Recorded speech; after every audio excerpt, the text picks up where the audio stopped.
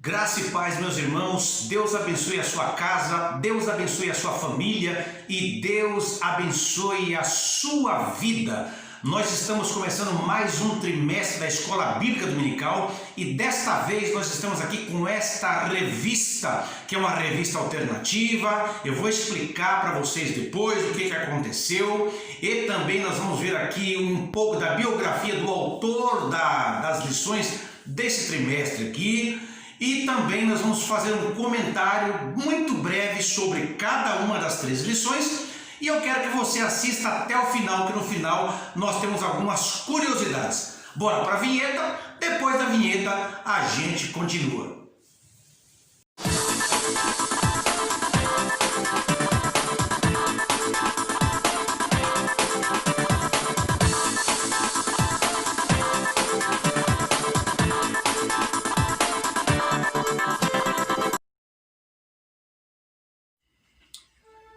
Pois é, meus amigos, eu fico feliz de ter vocês aqui, mais uma vez, prestigiando o nosso canal e também a veiculação de mais um trimestre, como eu mostrei aqui a capa anteriormente para vocês.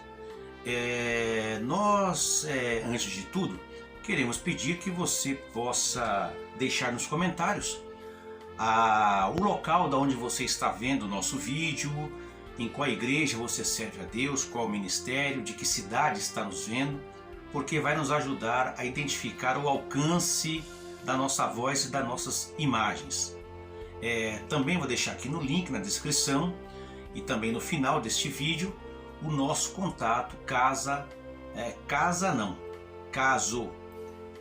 os irmãos queiram estar nos dando a honra de participar aí da sua reunião, do seu culto, do seu trabalho de ensino ou da ministração da palavra.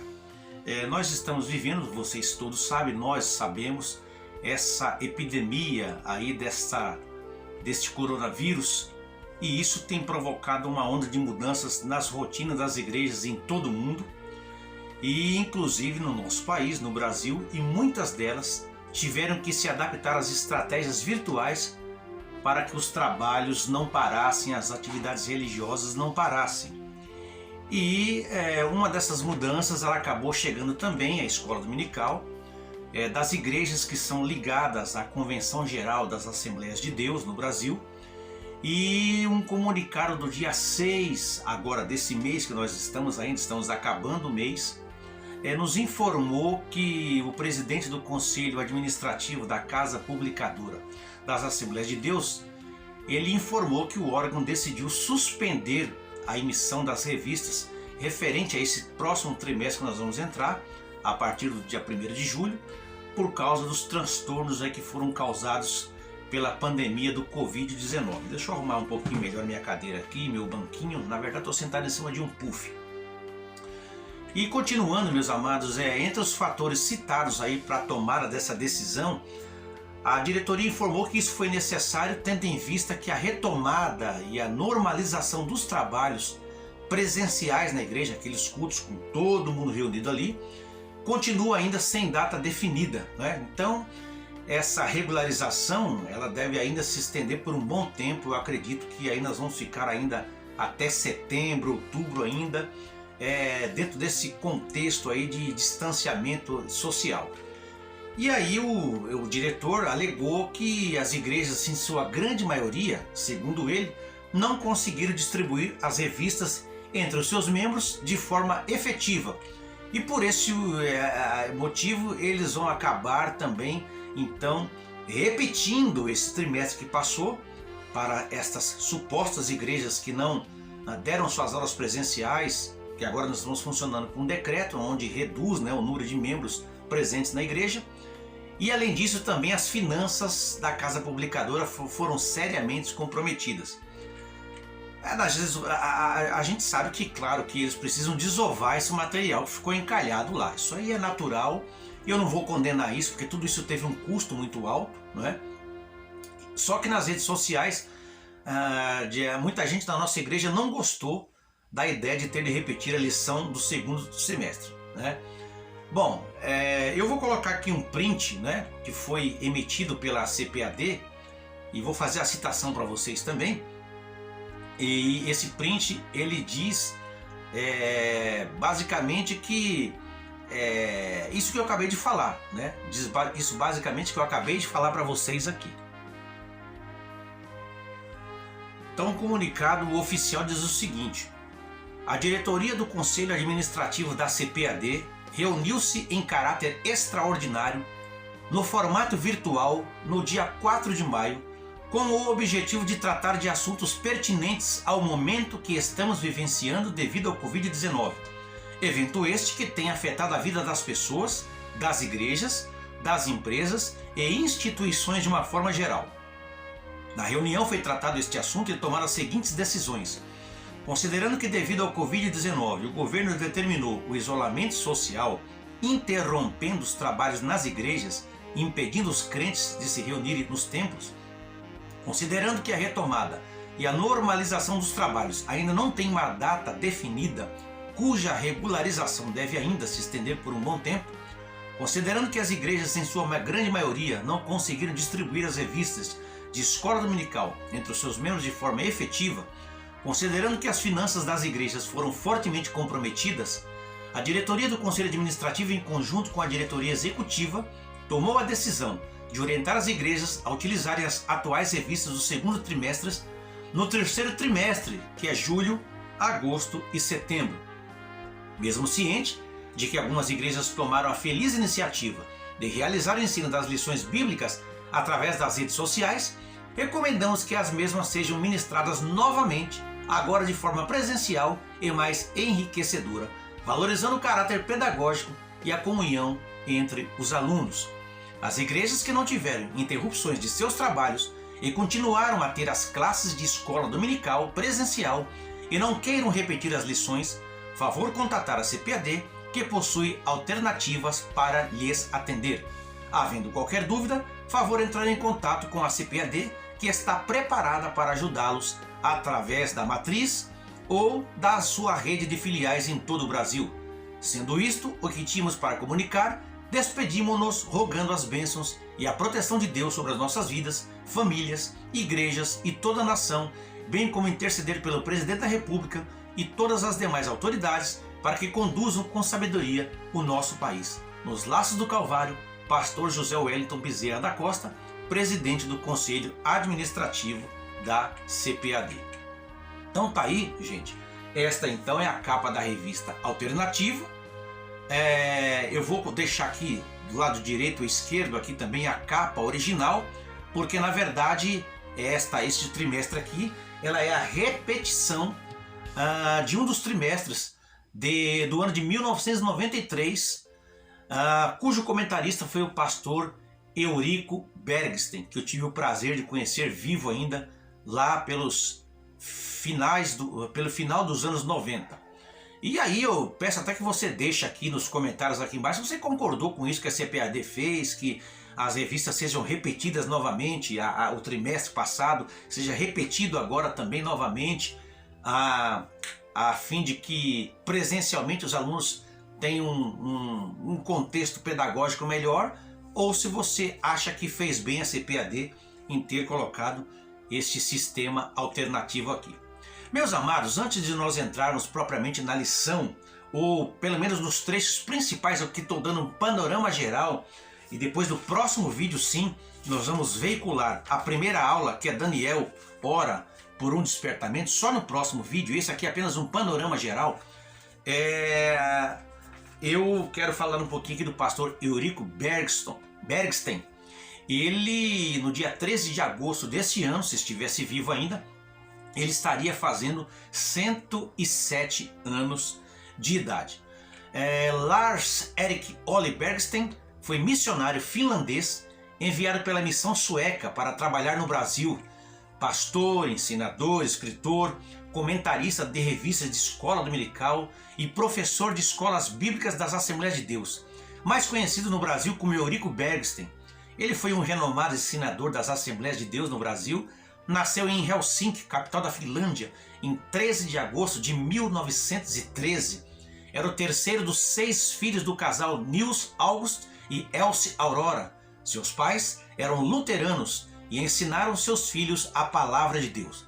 Apesar disso, Eurico passou parte da sua adolescência andando segundo seu coração. Mas aos 17 anos sentiu forte convicção de pecado quando participava de um acampamento evangélico para jovens.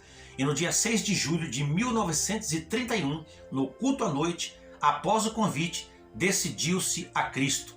Naquele instante, clamou ao Senhor por misericórdia e foi invadido pelo Espírito Santo numa experiência que definiu como um impacto que resultou na transformação radical de sua vida. Em outubro de 1933, aos 20 anos, foi consagrado ao ministério. Pastoreou algumas igrejas no interior da Finlândia. Em 2 de dezembro de 1936, casou-se com Esther Lindfors, que trabalhava no campo como evangelista e também ganhava muitas pessoas para Cristo. Deste matrimônio nasceram 5 filhos: Nils, Goran, Ulla, Gita, Elsie e Rui. Em 1942, durante a Segunda Guerra Mundial, foi convidado a pastorear a igreja de Helsinki. O período à frente da igreja em Helsinki foi muito difícil, pois além de o país estar em guerra, era inverno e a igreja no início só tinha 200 crentes. Apesar das circunstâncias adversas, Deus mandou um grande despertamento à igreja em Helsinki e muitos desviados retornaram à igreja. A sua preocupação com os crentes de sua igreja levou a certa vez a passar por um período intenso de oração em sua casa, chegando a desmaiar por 3 vezes. Depois, Deus acalmou seu coração e concedeu-lhe capacidade para pastorear.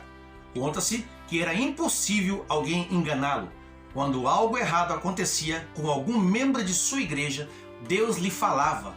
Quando estava diante de um impasse, Deus o orientava quanto à decisão certa a tomar. E a igreja continuava crescendo. Mas quando o avivamento estava no auge, Deus lhe ordenou que convidasse um pastor para assumir a igreja. Eurico passaria a ser o vice-líder. Ele obedeceu e passou a cooperar com o novo pastor. Como ele mesmo diria, era uma escola capacitando-o para o chamado seguinte para servir a Deus no Brasil. Em 2 de setembro de 1948, Eurico e sua família desembarcaram no Rio de Janeiro. Passaram o primeiro ano de adaptação em Belo Horizonte com o pastor Anselmo Silvestre da Silva. O primeiro ano de adaptação em Belo Horizonte funcionava como um trabalho no Brasil, e ele comparou esse trabalho com o da Finlândia e o da Suécia, que já conhecia.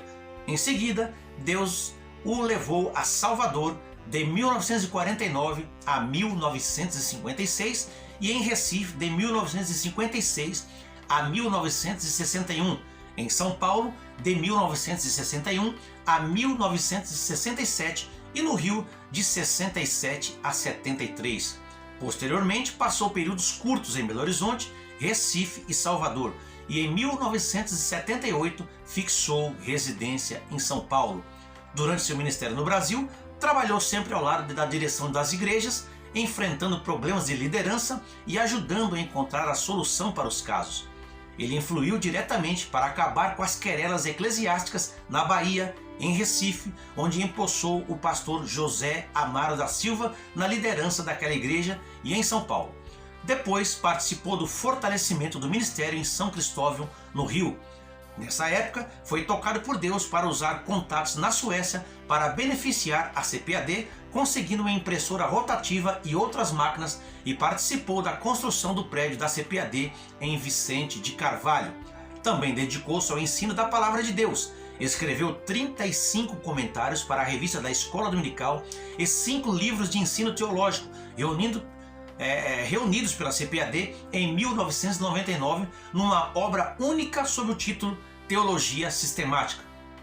Além disso, participou regularmente das escolas bíblicas para obreiros de São Paulo ao Ceará. Pastor Eurico várias vezes declarou a sua paixão pela Palavra de Deus.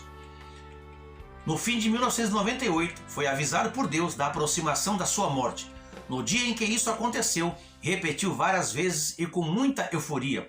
Poucos dias depois, partiria para o Senhor. Em razão de um edema pulmonar, faleceu às 20h30 do dia 6 de março de 1999. E eu, meus irmãos, cheguei a vê-la pregar aqui nas escolas bíblicas da nossa sede no Belém, especificamente na 52ª Escola Bíblica, no ano de 1998, pouco antes da sua morte. Ele estava com 85 anos, dos quais 65 de ministério. Ele completaria agora no dia 2 de setembro 51 anos de trabalho missionário no solo brasileiro. O velório foi realizado no Cemitério da Paz, no bairro paulistano do Morumbi. Pastor José Wellington, em nome da Assembleia de Deus no Brasil, destacou a humildade e generosidade do irmão Eurico e citou 2 Samuel capítulo 3, versículo 38. Abro aspas, não sabeis que hoje caiu em Israel um príncipe e um grande, fecha aspas. Após sua partida, foram reunidos todos os sermões que escreveu, ao todo quase 1000 sermões, a maioria em finlandês, para formar um livro. A CPAD iria traduzir, eu não sei se a CPAD chegou a traduzir esses sermões, mas seria de uma riqueza muito grande à disposição de todos os servos de Deus. O Eurico Bergsten, então o pastor Eurico Bergsten, foi um exemplo de dedicação e ensino. Ele influenciou gerações de assembleanos. Ele era um genuíno pastor de ovelhas, amava as almas e vivia por elas, orava constantemente pelos pecadores, viajava apenas para conquistar uma alma para Cristo. Tinha uma vida de oração ininterrupta. O maior homem que já conheci definiu a sua filha Ula, que passou os 12 últimos anos dedicando-se inteiramente e exclusivamente ao Pai. Então, meus amados, essa aí foi a rápida biografia do pastor Eurico Bergsten. Agora, qual é basicamente e panoramicamente o assunto desta revista alternativa? Como o título diz, não é? Os princípios divinos em tempo de crise, a reconstrução de Jerusalém e o avivamento espiritual como exemplos para os nossos dias.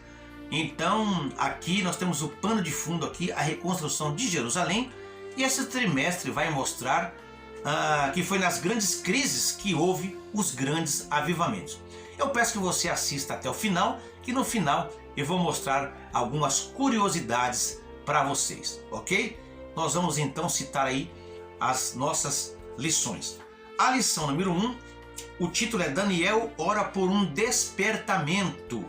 E nesta lição aqui, vai mostrar que os crentes fiéis brilham como a luz e resplandecem no meio de uma geração corrompida e perversa. Assim era Daniel, quando no ano 606 a.C. foi levado cativo para a Babilônia. Ele era ainda muito jovem, tinha cerca de 15 anos. Muitos anos depois, Daniel gozava do elevado conceito do reino da Babilônia. A lição número 2 é o despertamento espiritual, um milagre. E nesta lição nós iremos ver a origem do despertamento espiritual e suas finalidades. Depois da lição número 3, o despertamento renova o altar. Nesta lição nós iremos meditar sobre um fato que caracteriza o verdadeiro despertamento.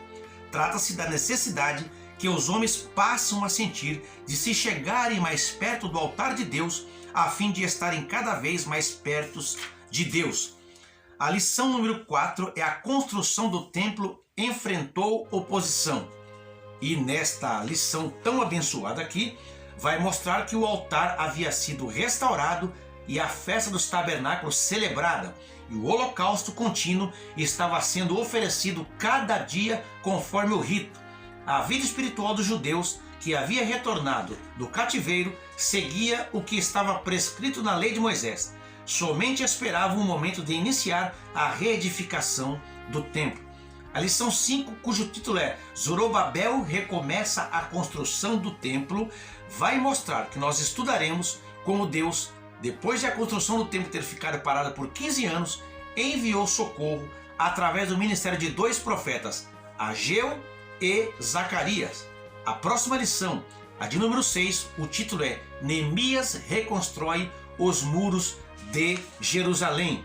E nesta lição nós estudaremos como os muros de Jerusalém foram levantados e como Deus levantou o homem certo para executar esta obra. A obra era de Deus, o qual, como dono da obra, providenciou tudo o que era necessário para a sua realização, desde a autorização do rei para o envio de Neemias até os recursos para custear a construção. Lição 7. O povo de Deus deve separar-se do mal. Nesta lição, nós iremos estudar os preparativos que os judeus fizeram para pôr os alicerces da nova forma de vida que eles iniciaram em Jerusalém depois dos anos no cativeiro em Babilônia. Ali eles viveram espalhados pelo vasto território daquele reino e agora iriam viver uma vida comunitária conforme os ritos da lei. Lição 8. As causas da desunião devem ser eliminadas.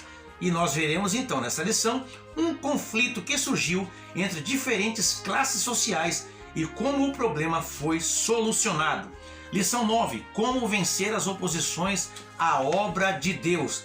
Nesta lição de número 7, nós observamos como a construção dos muros em Jerusalém provocou uma dura resistência por parte dos samaritanos. Nesta lição ainda, nós vamos observar mais detalhadamente as diferentes formas dos seus ataques e o modo como os judeus conseguiram vencê-los e concluir a obra. Na lição 10, o título é Provai se os Espíritos são de Deus.